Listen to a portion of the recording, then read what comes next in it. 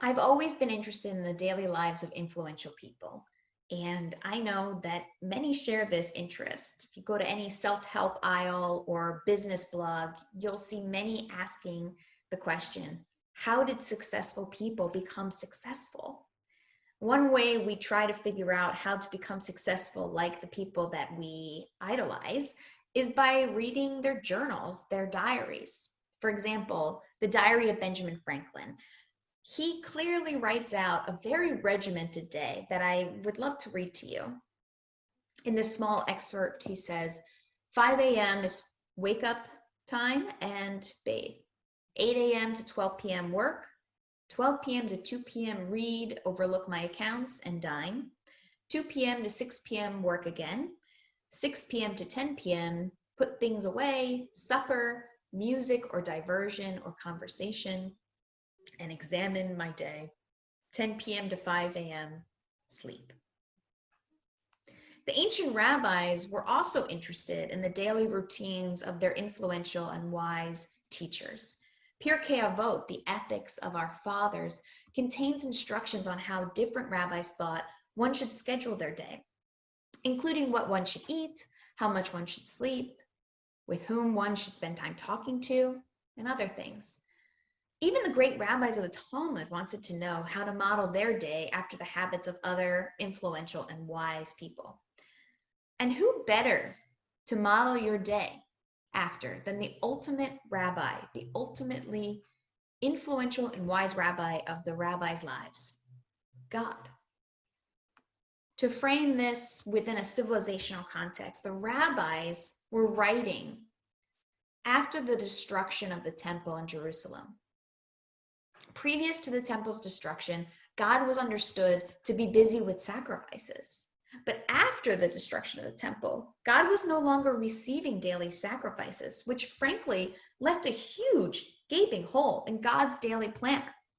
So the rabbis wanted to know, now after the destruction of the temple, what is God doing all day? So, of course, they came up with a few answers. Rabbi Yehuda says that God spends 3 hours every morning studying Torah.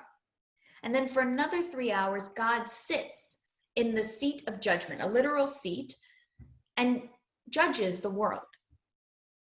Rabbi Yehuda also says that God sees that the world is so guilty and that it deserves to be destroyed.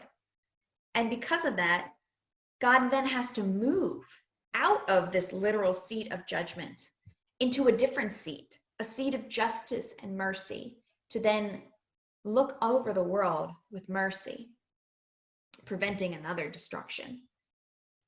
After all this work, God feeds the world, from the horned buffalo to vermin. And the rabbis argue about God's day as well. And one rabbi says that after God feeds everyone, God then plays with the Leviathan, a large mythical beast of the sea.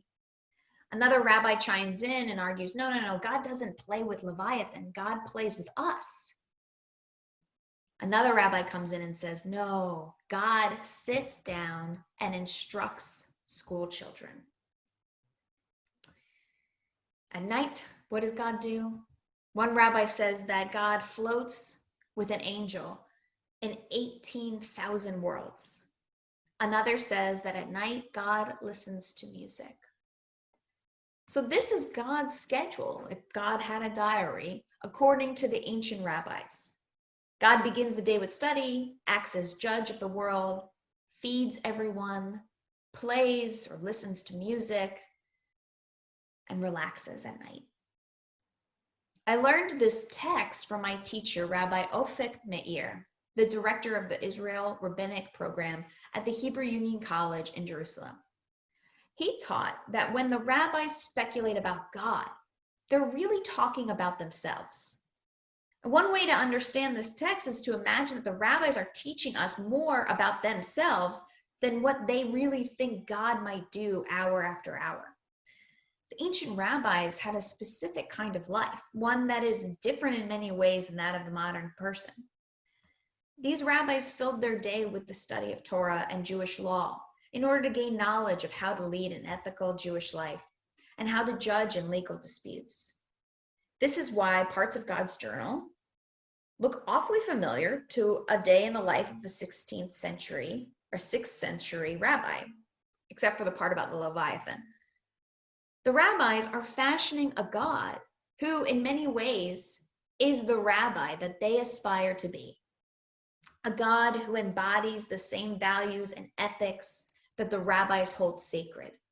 A God who spends God's day the way the rabbis wish they could. We can learn a lot about the rabbis and their values by reading this text in that manner. How do you become a better person? Well, we look to what God does. God studies Torah first. So then we learn from the rabbis that to be righteous, we must study Torah. What else does God do? God plays. Okay, so that means that we have to make time to play and enjoy ourselves on earth. So let's return to the part of the journal that specifically discusses God as judge. The Talmud says that God sits in judgment of the whole world. And when God sees that the world is so guilty as to deserve destruction, God moves out of the seat of judgment into a seat of justice and mercy. I want you to imagine this. Really, picture in your mind God seated in the seat of judgment after hearing and seeing all the terrible things taking place down on earth. God then realizes that things are so bad. So bad, in fact, it might be good to send another flood. When all seems lost, imagine that God then moves out of that seat into the seat of justice and mercy. What here are the rabbis saying? Not about God, but about their own work and the work of a righteous person. Like God, if we sit and judge the world, we will find horrible things. So horrible, in fact, we could lose all hope of there ever being a world of peace. But we must not stay there. We must move ourselves out of the place of judgment and into the place of justice and mercy. We must do what is fair and right for our fellow human beings and hold mercy for each person. This isn't an easy task. In fact, even God has to remind God's self to switch seats every single day. When the rabbis say that God needs to move from judgment to mercy, they are really saying that we need to move from judgment to mercy. To be a righteous person, to be like God, we must move from judgment to kindness and love. We can't live in a world without hope.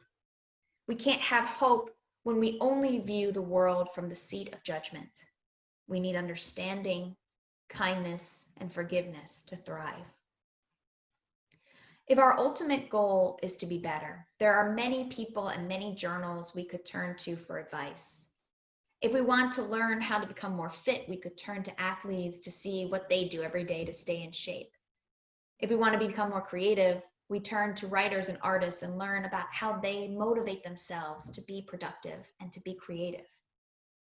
If we want to build better souls, we turn to the wisdom of the rabbis and learn about the kind of life and practice that they recommend. Taking from their example, may our lives in 5781 be filled with study, with kindness and mercy, with nurturing, with play, with teaching, and with enjoyment. Shana Tova.